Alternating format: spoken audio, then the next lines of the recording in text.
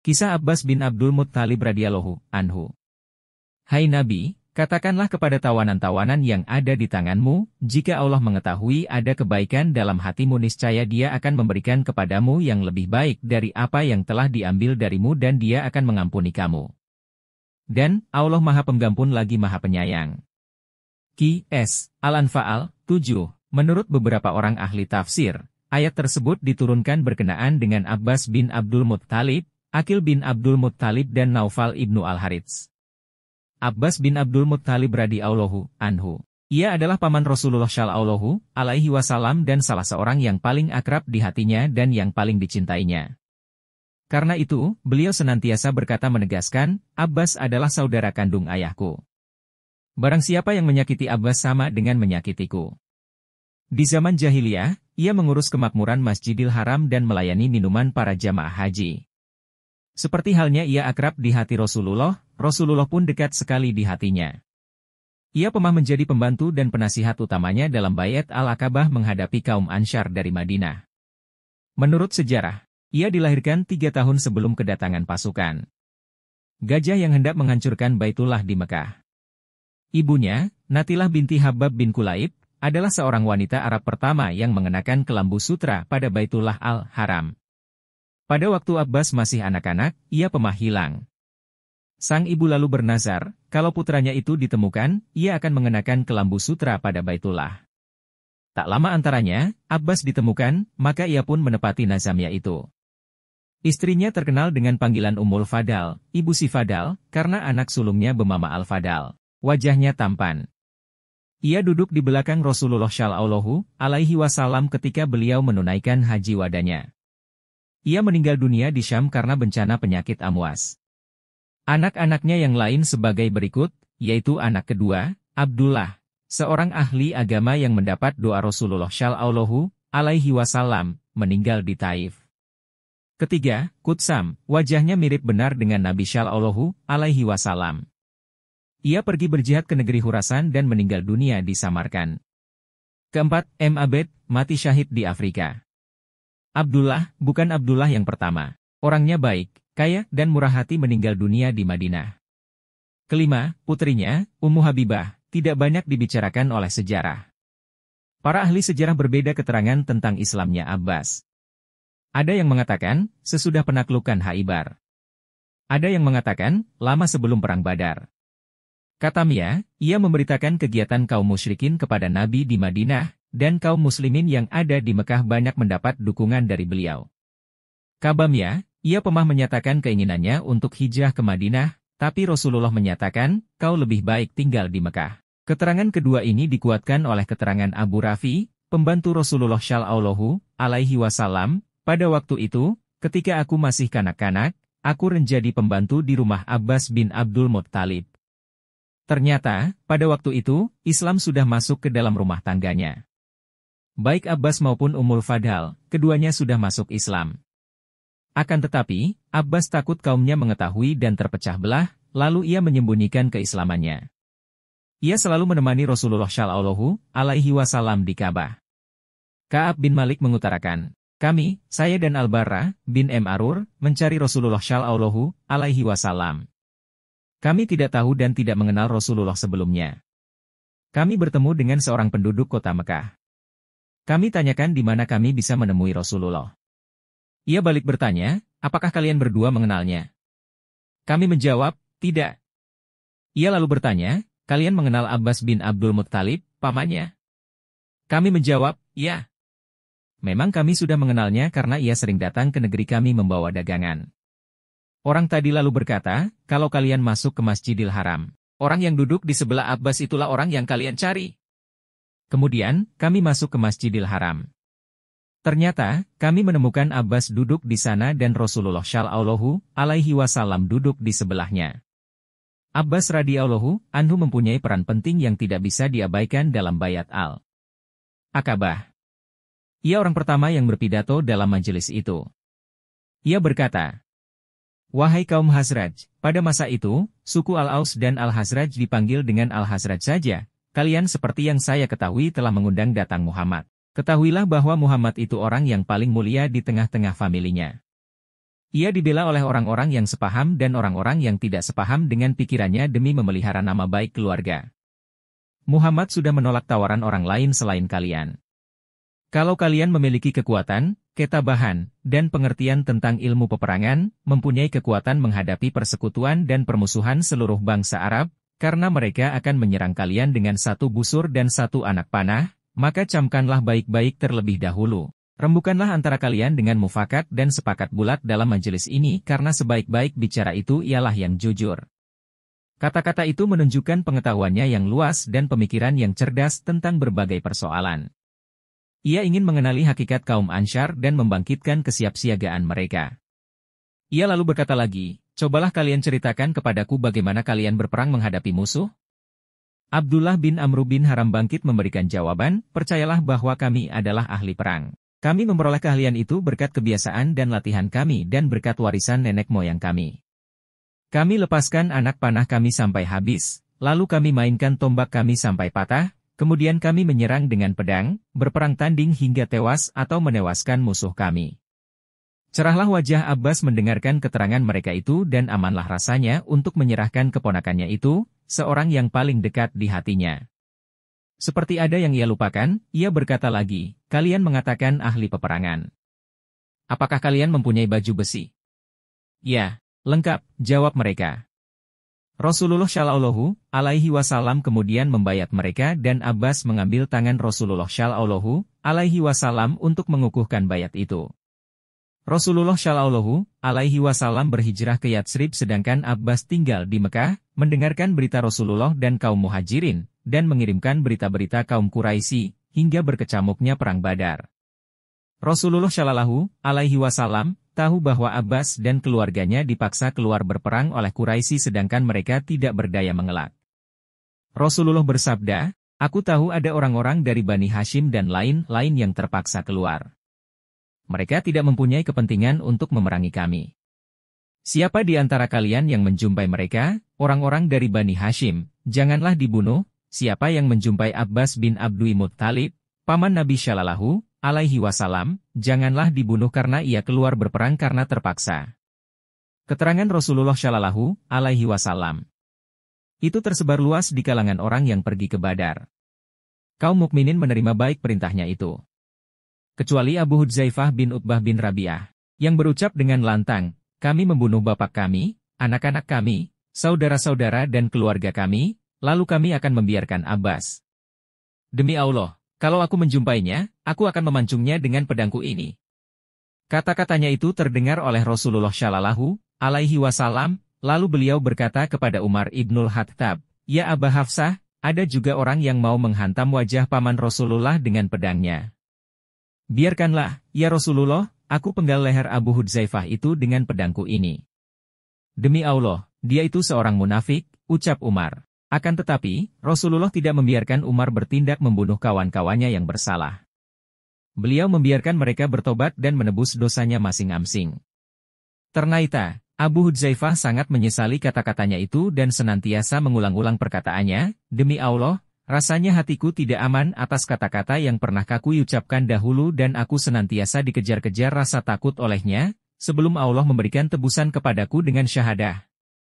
Ternyata, harapannya itu Allah penuhi, ia tewas sebagai syahid dalam perang Yamamah. Pada suatu hari, Abbas pergi berhijrah ke Madinah bersama Naufal ibnul Harits. Ahli sejarah berbeda pendapat tentang tarikh hijrahnya, namun mereka sependapat bahwa Rasulullah Shallallahu Alaihi Wasallam telah memberikan sebidang tanah kepadanya berdekatan dengan tempat kediamannya. Di Madinah terjadi pertengkaran antara seseorang dengan Abbas, yang berakar sejak zaman jahiliyah, di mana orang itu memaki-maki ayah Abbas. Gangguan orang itu terhadap Abbas terjadi berulang-ulang sehingga menyakitkan hatinya, lalu ia ditamparnya. Kabilah orang itu tidak senang hati. Mereka siap-siap akan menuntut balas. Mereka berkata, demi Allah, kami akan menamparnya seperti ia menampar saudara kami.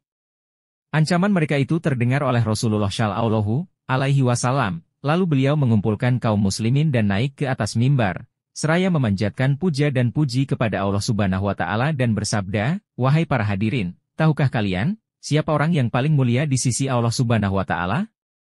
Engkau, ya Rasulullah, jawab hadirin. Tahukah kalian bahwa Abbas itu dariku dan aku darinya? Janganlah kalian mengumpat orang-orang yang sudah mati, jangan sampai menyakiti kita yang masih hidup. Kabilah orang itu datang menghadap Rasulullah seraya berkata, "Ya Rasulullah, kami mohon perlindungan Allah dari kegusaranmu, maafkanlah dosa kami, ya Rasulullah." Pernyataan Rasulullah Shallallahu Alaihi Wasallam tersebut menguatkan keterangan Abu Majas radhiyallahu anhu. Tentang sabdanya, Abbas adalah saudara kandung ayahku. Barang siapa yang menyakitinya sama dengan menyakitiku. Pada suatu hari, Abbas datang menghadap Rasulullah Shallallahu Alaihi Wasallam dan bermohon dengan penuh harap, "Ya Rasulullah, apakah engkau tidak suka mengangkat aku menjadi pejabat pemerintahan?" Berdasarkan pengalaman, ia seorang yang berpikiran cerdik, berpengetahuan luas, dan mengetahui liku-liku jiwa orang, namun Rasulullah Shallallahu Alaihi Wasallam tidak ingin mengangkat pamannya menjadi kepala pemerintahan, ia tidak ingin pamannya dibebani tugas pemerintahan. Ia menjawab harapan pamannya itu dengan manis dan penuh pengertian, "Wahai paman Nabi, menyelamatkan sebuah jiwa lebih baik daripada menghitung-hitung jabatan pemerintahan." Ternyata Abbas menerima dengan senang hati pendapat Rasulullah Shallallahu Alaihi Wasallam, tetapi malah Ali bin Abi Thalib radhiyallahu anhu yang kurang puas. Ia lalu berkata kepada Abbas, "Kalau kau ditolak menjadi pejabat pemerintahan, mintalah diangkat menjadi pejabat pemungut sedekah." Sekali lagi Abbas menghadap Rasulullah Shallallahu Alaihi Wasallam untuk meminta seperti yang dianjurkan Ali bin Abi Thalib itu, lalu Rasulullah Shallallahu Alaihi Wasallam bersabda kepadanya, "Wahai pamanku, tak mungkin aku mengangkatmu mengurusi cucian, kotoran, dosa orang." Rasulullah Shallallahu Alaihi Wasallam, seorang yang paling akrab dan paling kasih kepadanya, tidak mau mengangkatnya menjadi pejabat pemerintahan atau pengurus sedekah, bahkan ia tidak diberi kesempatan dan harapan mengurusi soal-soal yang bersifat duniawi, tetapi menekannya supaya lebih menekuni soal-soal ukhrawi. Untuk yang ketiga kalinya, pamannya itu datang menghadapnya dan berharap dengan penuh kerendahan hati, "Aku ini pamanmu, usiaku sudah lanjut, dan ajalku sudah hampir. Ajarilah aku sesuatu yang kiranya berguna bagiku di sisi Allah." Rasulullah Shallallahu Alaihi Wasallam menjawab, "Ya Abbas, engkau pamanku dan aku tidak berdaya sedikitpun dalam masalah yang berkenaan dengan Allah, tetapi mohonlah selalu kepada Tuhanmu ampunan dan kesehatan." Sesudah Rasulullah Shallallahu Alaihi Wasallam menunaikan risalah Allah Subhanahu wa Ta'ala dengan baik, menyampaikan agamanya yang lengkap kepada para pewarisnya, maka ia kembali ke rahmatullah dengan tenang. Ternyata Abbas orang yang paling merasa kesepian atas kepergiannya itu. Abbas hidup terhormat di bawah pemerintahan Khalifah Abu Bakar Ash-Shiddiq, kemudian menyusul pemerintahan Umar ibnul Khattab radhiyallahu anhu. Tiap kali Khalifah hendak ke masjid ia selalu harus melewati rumah Abbas. Di atas rumahnya itu terdapat sebuah pancuran air. Pada suatu hari, ketika Khalifah Umar pergi ke masjid dengan pakaian rapi hendak menghadiri sholat jamaah, tiba-tiba pancuran air itu menumpahkan airnya dan mengenai pakaian umat. Ia kembali pulang untuk mengganti pakaian dan memerintahkan supaya pancuran itu dibuka. Sesudah beliau selesai sholat, datanglah Abbas seraya berkata, "Demi Allah, pancuran itu diletakkan oleh Rasulullah Shallallahu Alaihi Wasallam." Khalifah Umar menjawab, "Aku mohon kepadamu supaya engkau memasang kembali pancuran itu di tempat yang diletakkan oleh Rasulullah Shallallahu Alaihi Wasallam dengan menaiki pundakku." Abbas menerima baik harapan Umar untuk memperbaiki kesalahannya itu. Abbas tidak marah, tidak mendendam di dalam hati, tetapi ia mengingatkan Umar bahwa yang meletakkan pancuran itu Rasulullah Shallallahu Alaihi Wasallam. Hati Umar yang terkenal keras dan kuat-kuat tiba-tiba bergetar ketakutan. Bagaimana ia memerintahkan mencabut apa yang dipasang Rasulullah Shallallahu Alaihi Wasallam? Ia rela menebus kesalahannya itu dengan menyuruh Abbas menaiki pundaknya untuk mengembalikan pancuran air itu ke tempatnya semula. Setelah itu, ia memberikan ciuman cinta dan penghargaan kepada paman Rasulullah Shallallahu Alaihi Wasallam itu. Masjid Nabawi di Madinah kian hari kian menjadi kecil karena bilangan kaum muslimin dari hari ke hari makin bertambah dengan pesatnya. Khalifah Umar berpikir akan memperluasnya dengan membeli rumah-rumah yang ada di sekitar masjid itu. Semua bangunan yang ada di sekitarnya sudah dibeli kecuali rumah Abbas bin Abdullah Muttalib. Apa mungkin ia menyumbangkan harganya kelak di Baitul Mal ataukah ia akan menerima harga ganti ruginya? Khalifah Umar datang menemuinya seraya berkata, "Ya Abal Fadal, engkau lihat, masjid sudah sempit sekali karena banyaknya orang sholat di dalamnya. Aku sudah memerintahkan untuk membeli tanah dan bangunan yang ada di sekitarnya untuk memperbesar bangunan masjid, kecuali rumahmu dan kamar-kamar Ummahatul Mukminin yang belum. Kalau kamar Akmar Ummahatul Mukminin rasanya tidak mungkin kami membeli dan membongkarnya, tapi rumahmu juallah kepada kami berapapun yang engkau kehendaki dari Baitul Mal supaya bisa meluaskan bangunan masjid. Abbas menjawab, aku tidak mau. Umar berkata, pilihlah satu di antara tiga, engkau menjual berapapun yang engkau kehendaki dari Baitul Mal, atau aku akan menggantinya dengan bangunan lain yang akan aku bangunkan untukmu dari Baitul Mal di daerah manapun di Madinah yang engkau kehendaki, atau engkau berikan sebagai sedekah kepada muslimin untuk meluaskan masjid mereka. Abbas berkeras, aku tidak mau terima semaunya. Umar berharap, angkatlah seorang penengah antara kami berdua kalau engkau mau. Abbas menjawab, aku setuju mengangkat Ubay bin Ka'ab.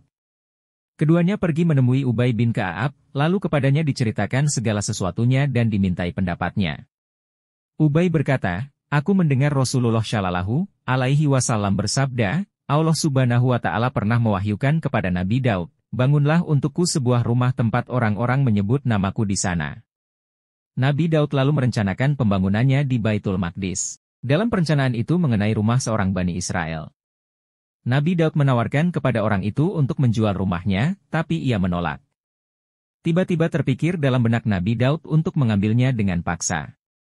Allah Subhanahu Wa Ta'ala lalu mewahyukan kepadanya, hai Daud, aku menyuruhmu membangun untukku sebuah rumah tempat orang menyebut namaku, pemaksaan itu bukan watakku.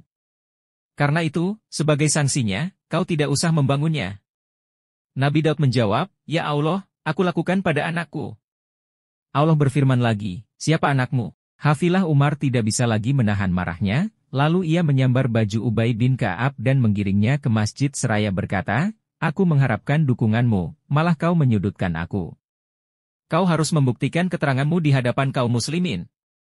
Ia membawanya ke tengah-tengah halakah yang diselenggarakan sahabat Rasulullah di Masjid Nabawi, di mana antara lain terdapat Abu Dzar radhiyallahu anhu. Umar lalu berkata kepada para hadirin, saya mengharap dengan nama Allah, adakah di antara kalian yang mendengarkan Rasulullah Shallallahu Alaihi Wasallam berbicara tentang Baitul Maqdis, ketika Allah memerintahkan Nabi Daud untuk mendirikan rumahnya tempat orang menyebut-nyebut namanya? Abu Dzar radhiyallahu anhu menjawab, ya, saya mendengar. Disambut oleh yang lain, ya, saya juga mendengar. Dari sudut sana ada pula yang menyambung, saya juga mendengar. Khalifah Umar radhiyallahu anhu lalu berkata kepada Abbas radhiyallahu anhu, pergilah. Aku tidak akan menuntutmu membongkar rumahmu. Abbas radhiyallahu anhu berkata, kalau demikian sikapmu maka aku menyatakan bahwa rumahku kusedekahkan untuk kepentingan kaum muslimin. Silahkan perluas masjid mereka. Akan tetapi, kalau kau akan mengambilnya dengan tekanan dan pemaksaan, aku tidak akan mengalah. Memang Khalifah Umar radhiyallahu anhu bertindak setengah memaksa karena proyek itu menyangkut kepentingan kaum muslimin dan dianggap tidak bertentangan dengan hukum Allah. Akan tetapi, apabila ada nas jelas maka tidak berlaku ijtihadnya. Ia harus tunduk dan menerima baik syariat Allah dan Rasul-Nya. Sesudah Abbas melihat ketundukan Khalifah Umar kepada hukum dan perundang-undangan, ia tidak lagi mengandalkan kekuasaannya selaku kepala pemerintahan atau akan merampas haknya yang dijamin oleh undang-undang dan dilindungi oleh Islam, tetapi ia benar-benar berjuang demi kesejahteraan kaum muslimin, maka ia pun memutuskan untuk menyerahkan rumahnya itu sebagai hibah dan sedekah untuk meluaskan masjid kaum muslimin. Demikian tokoh-tokoh model, Sekolah Rasulullah, dan Sekolah Al-Quranul Karim, radhiyallahu anhum ajmain.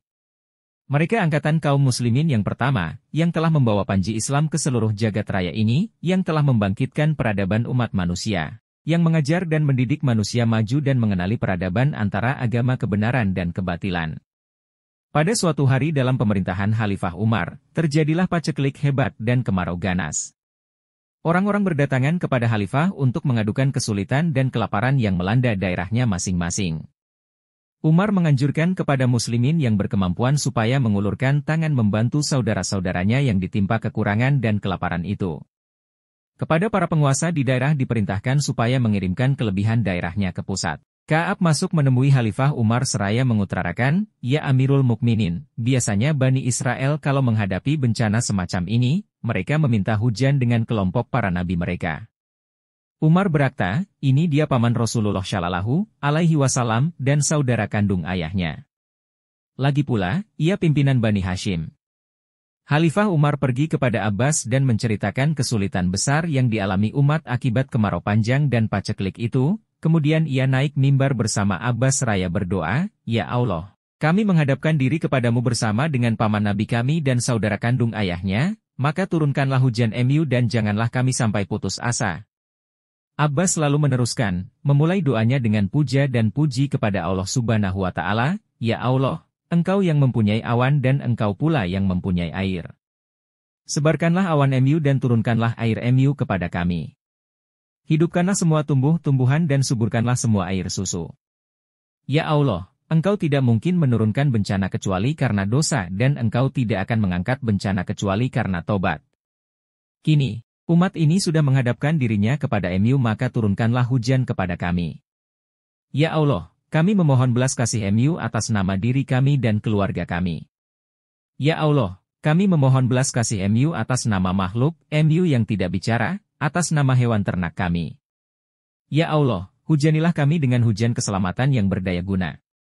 Ya Allah, kami mengadukan semua bencana orang yang menderita kelaparan, telanjang, ketakutan, dan semua orang yang menderita kelemahan. Ya Allah, selamatkan mereka dengan hujan MU sebelum mereka berputus asa dan celaka. Sesungguhnya, tidak akan berputus asa dengan rahmat karunia MU kecuali orang-orang yang kafir.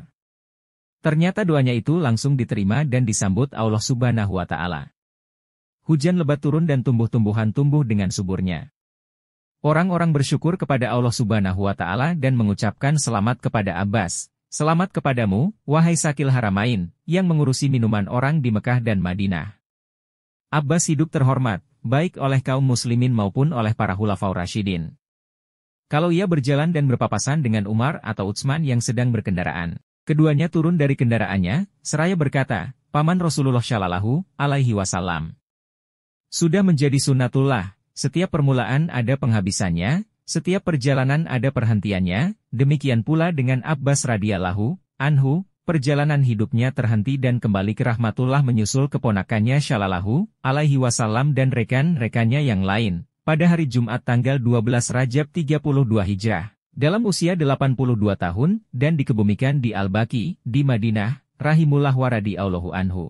Dalam perang Badar yang berkecamuk antara kaum muslimin dan kaum musyrikin, Abbas berhasil ditawan oleh Abul Yusr, Ka'ab bin Amru, yang menurut ahli sejarah kedua tangannya kurus dan perawakannya juga lemah, sedangkan Abbas seorang yang tinggi besar. Rasulullah Shallallahu Alaihi Wasallam bertanya keheranan, "Ya Abul Yusr, bagaimana kau bisa menawan Abbas?" "Ya Rasulullah, aku dibantu oleh seorang yang belum pernah kulihat sebelum dan sesudah itu." Lalu ia mengutarakan ciri-ciri dan perawakan orang itu, jawab Abul Yusr, "Kau dibantu oleh seorang malaikat yang pemurah," sabda Rasulullah.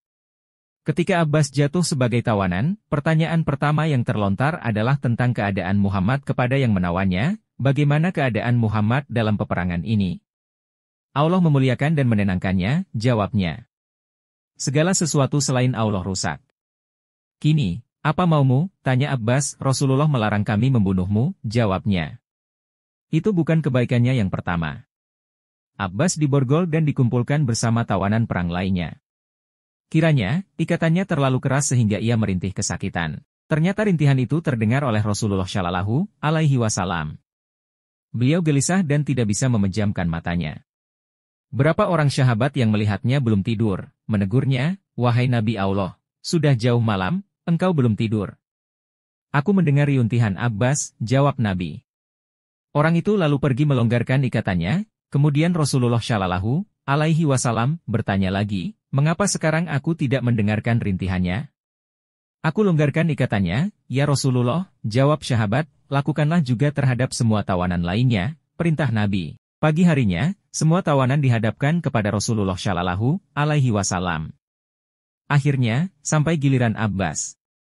Nabi Shallallahu Alaihi Wasallam bersabda, "Ya Abbas, tebuslah dirimu dan keponakanmu Aqil bin Abi Thalib, Naufal bin Al-Harits, dan teman karibmu Utbah bin Amru bin Jahdam karena engkau seorang kaya." "Ya Rasulullah, saya ini seorang muslim, tetapi saya dipaksa ikut berperang oleh mereka," ucap Abbas. "Allah saja yang maha tahu dengan keislamanmu itu, kalau pengakuanmu itu benar, Allah akan mengganjarmu.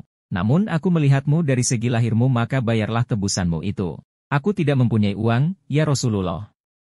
Mana uang yang kau simpan pada Ummul Fadal, istrimu, ketika kau hendak keluar ikut berperang, lalu pesanmu kepadanya, kalau aku tewas dalam peperangan, uang itu dibagi-bagikan antara kau, Fadal, Abdullah, Ubaidullah, dan Katsam, tanya Rasulullah. Dari mana kau tahu ini padahal aku tidak pernah memberitahukan hal itu kepada siapapun, tanya Abbas keheranan. Allah Subhanahu wa Ta'ala yang memberitahukan rahasiamu itu, jawab Nabi. Aku bersaksi tiada Tuhan selain Allah dan engkau benar-benar Rasul Allah, bahwa kau seorang yang jujur. Pada saat itu, turunlah firman Allah Subhanahu wa Ta'ala. Hai Nabi, katakanlah kepada tawanan-tawanan yang ada di tanganmu, jika Allah mengetahui ada kebaikan dalam hatimu, niscaya Dia akan memberikan kepadamu yang lebih baik dari apa yang telah diambil daripadamu dan Dia akan mengampuni kamu. Dan Allah Maha Pengampun lagi Maha Penyayang. Qs Al-Anfal 70. Abbas berkomentar, Allah berkenan menepati janjinya kepadaku, memberikan kebaikan lebih dari apa yang diambil, 20 uqiyah diganti dengan 20 orang budak. Kini, aku sedang menantikan pengampunnya.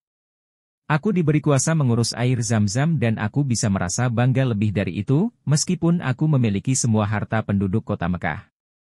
Kini, aku sedang menantikan pengampunannya. Akan tetapi, dari mana ia memiliki harta bila membeli 20 orang budak dan tiap budak memiliki modal edar yang diperdagangkan? Ibnu Sa'id dalam bukunya, At-Tabakat Al-Kubra, menyebutkan bahwa Al-Ala bin Al-Hadrami mengirimkan kepada Nabi Shallallahu Alaihi Wasallam harta benda sebanyak 80.000. Belum pernah Nabi menerima lebih dari itu. Kemudian Nabi Shallallahu Alaihi Wasallam mengundang kaum muslimin. Begitu mereka melihat timbunan harta itu, penuh sesaklah masjid dengan orang-orang.